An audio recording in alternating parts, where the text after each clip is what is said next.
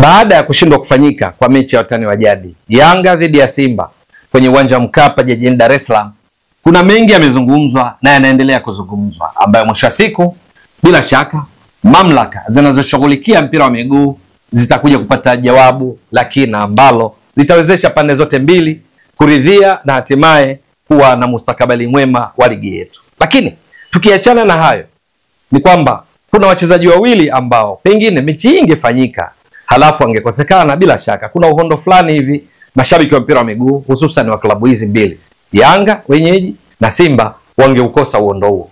Ndio hapa nazungumzia kiungo ushambuliaji wa Yanga Stefan Aziz Ki pamoja na beki wa kutumainiwa wa wekundu wa Msimbazi Simba Che Malone Fondo. Hawa kwenye kati tofauti ilielezwa kwamba kwenye mechi hiyo kuna uwezekano wangekuwa si miongoni mwa wale wa kuanza kwenye kikosi cha kwanza. Taarifa mbalimbali zilieleza hivyo kuelekea siku hiyo ya mechi, kwamba Stefan Aziz Ki hayuko fit kwa 100% na hivyo uwezekano wa kuanza ungekuwa mdogo. Hata kikosi ambacho baadaye kilisambazwa kwa umma kilionyesha Stefan Aziz Ki akiwa si miongoni mwa wale wa kuanza katika kikosi cha kwanza. Lakini kwa wekundu wa Msimbazi Simba, taarifa zilikuwa zimeenea kwamba pia Che Malone Fondo hayuko fit kwa 100% na kuna uwezekano kama mechi ingechezwa basi huenda asingekuwa katika wale wa kuanza kikosi cha kwanza. Sasa swali ni kwamba je, kukosekana kwao Simba Yanga, ile burudani ile kutoka kwao ingepatikana kweli? Kwa maana kwamba wengine wa kutoa nafasi zao ongeza kufanya yale ambayo wamekuwa kiyatekeleza vyema katika timu zao katika msimu wa 2024-2025. Hilo ni swali ambalo bila shaka halina majawabu, kwa sababu mechi haikuchezwa na hivyo hakuna uhakika kwanza kwamba kweli Stefan Aziz Ki asingeanza, Che Malone Fondo wasingeanza.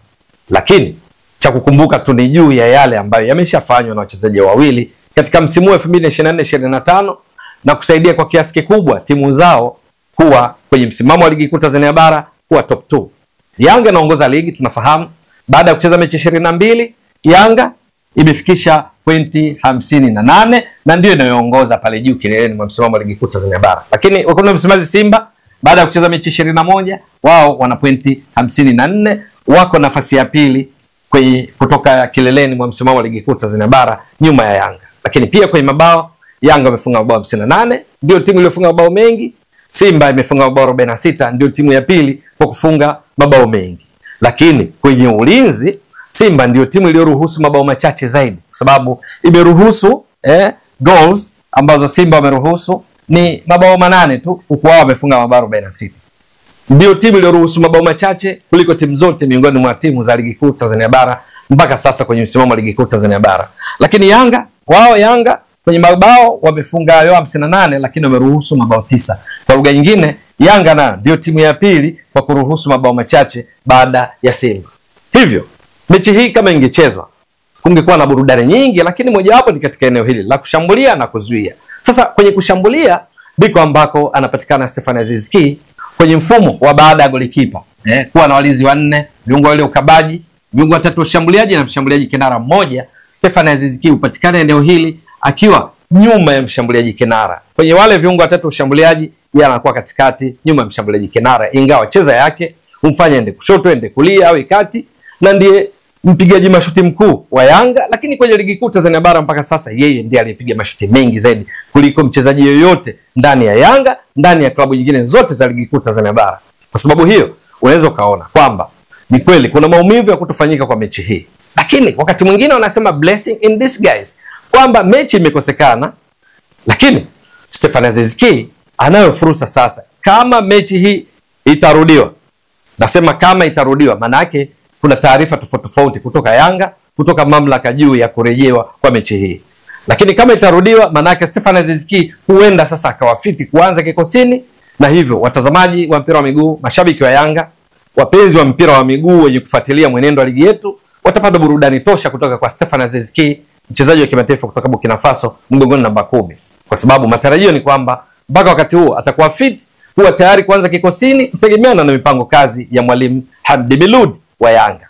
Ndugu mtazamaji, usisahau tunapewa nguvu na Wahenga Aluminium. Hawa ni wataalamu wa milango na madirisha ya aluminium pamoja na PVC. Wanaweza pia kufanya finishing ya jengo lako kwa kiwango bora na ufanisi wa hali ya juu likiwa na mvuto wa kutosha.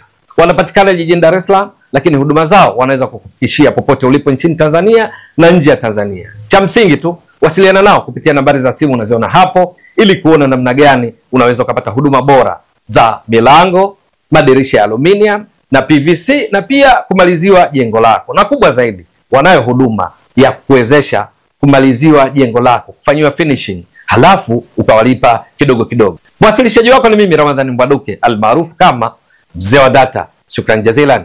Bye bye. Ni kwa sababu gani? Stefan Aziz Ki kwenye mechi 22 walizocheza Yanga, juu ya ushahidi wa umuhimu wake kikosini, kwamba akiwemo kikosini ni mtu muhimu sana, yeye amecheza mechi zote 22. Katika mechi hizi 22 ambazo Stefan Aziz Ki amecheza kwa dakika 1481. Kwenye dakika hizi Stefan Aziz Ki amepiga mashuti, tunasema shots, mashuti 56. Kati ya hayo 26 amelenga lango, halafu amefunga mabao Stefan Aziz Ki mabao 7, ametoa assist 5. Kwa lugha nyingine amechangia mabao 12, mabao 12, kwa maana mabao alifunga mwenyewe 7 na assist 5, mabao 12.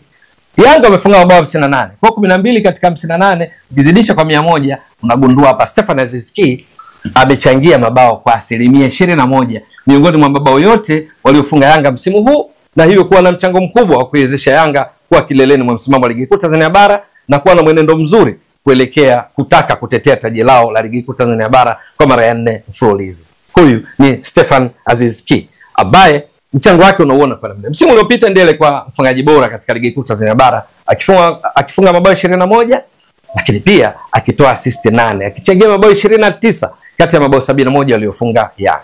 Kama mechi hii ingechezwa Stefan Aziz Ki akawa si miongoni mwa walioanza, bila shaka kuna burudani, kuna uhondo fulani kutoka kwa Aziz Ki ungekosekana, ambao ikirudiwa na yeye akapata nafasi ya kucheza, basi akawa fit, huduma hiyo itapatikana.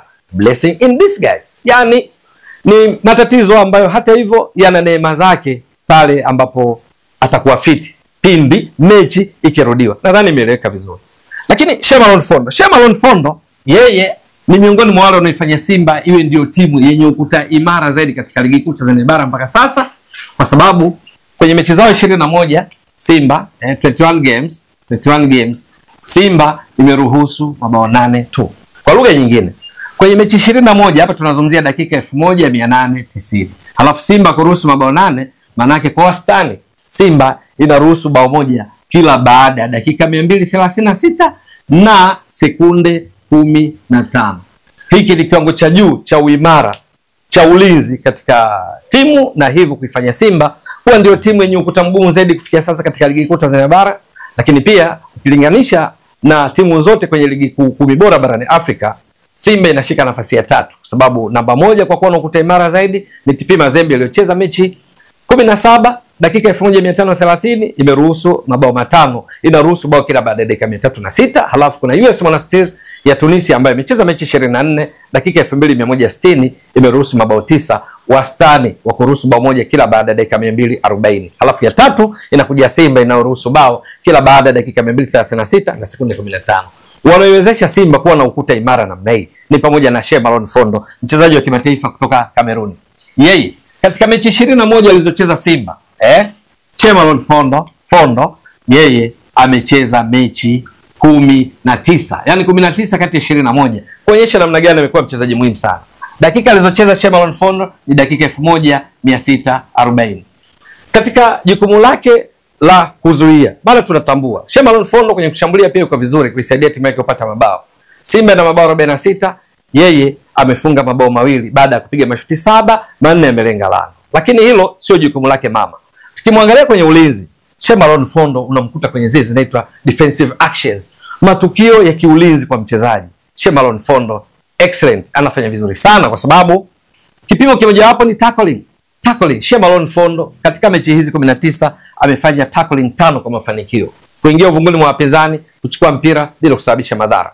Lakini kuna kitu kinaitwa interceptions. Shemalon Fondo huingilia mpira wakati wapinzani wakiwa wanapasiana, mpinzani mmoja kumpasia mwingine, au mpinzani mmoja anajaribu kutuliza mpira, au unafika unachukua mpira, au mchezaji wa upinzani anajaribu kudribble mpira, kukokota unamzidi maarifa unaochukua. Zote hizo ni sehemu ya interceptions. Shemalon Fondo amefanya interceptions 29. Shemalon Fondo clearances, kuubutua mpira, kuondoa katika eneo hatarishi. Shemalon Fondo amefanya kwa mafanikio mara 5 katika michezo 19. Shemalon Fondo kuna kitu kinaitwa blocking, kwa maana kuzuia mpira ambao wapinzani waupiga, umelenga lango, ukiacha unaenda wavuni.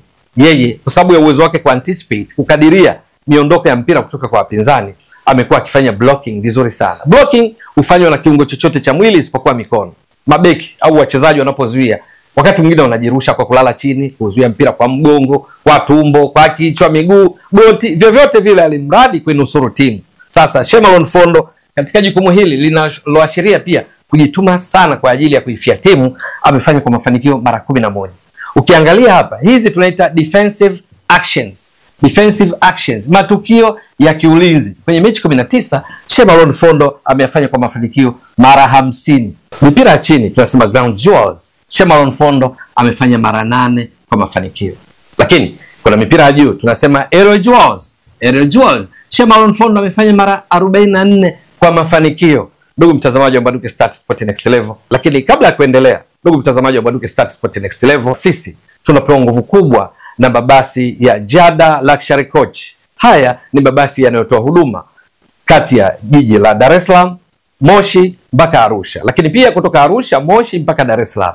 Safari zake huanzia Mbande, lakini kuna vituo pia Shekilango. Lakini ukitaka usafiri wa uhakika, usafiri ambao utakufanya ufike ukiwa hauna uchovu, ni raha mustarehe, basi ni haya Jada Luxury Coach. Lakini miongoni mwa vitu vizuri ndani ya mabasi ya Jada Luxury Coach, kuna matangazo mubashara ya Azam Media. Kwa lugha nyingine, kukiwa na ligi kuu Tanzania bara, matangazo mubashara, basi unapata fursa ya kushuhudia mechi zote za ligi kuu Tanzania bara.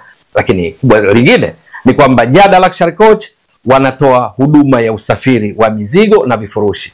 Wasiliana nao kupitia nambari za simu unaziona hapo ili kufanya booking kwa ajili ya safari yako na maelezo mengine juu ya namna ambavyo unaweza kusafirisha mizigo yako na vifurushi kwa usalama, uhakika na kwa wakati kupitia mabasi ya Jada Luxury Coach. Sasa huyu Shemalon Fondo, tunaendelea ndugu mtazamaji wa Mbwaduke Stats Sport Next Level, kucheza mipira ya juu 44. Hii ndio kiwango cha juu zaidi kuliko mchezaji yoyote ndani ya Simba katika kucheza mipira ya juu na kufanikiwa. Shemalon Fondo ndo ana sifa hii. Lakini sio tu ndani ya Simba kwamba yeye ni namba 1. Kwenye ligi nzima mpaka sasa kuna timu zimecheza mechi 23, nyingine mechi 22 kama watani zao Jadi Yanga ama Azam, wao wamecheza mechi 21.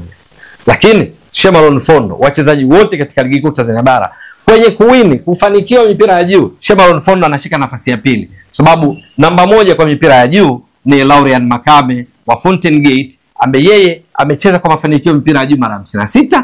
Wa pili ni yeye Shemalon Fondo, Fondo Malone amecheza mipira ya juu kwa mafanikio mara 44. Tunatambua watatu ni Yoro Diaby wa Azam, ambaye yeye amecheza mipira ya juu kwa mafanikio mara 43. Kwa unaweza kaona namna gani ambavyo Shemalon Fondo kuwapo kwake kwenye kikosi cha kuna Msimbazi Simba katika kila mechi ni miongoni mwa wachezaji muhimu sana.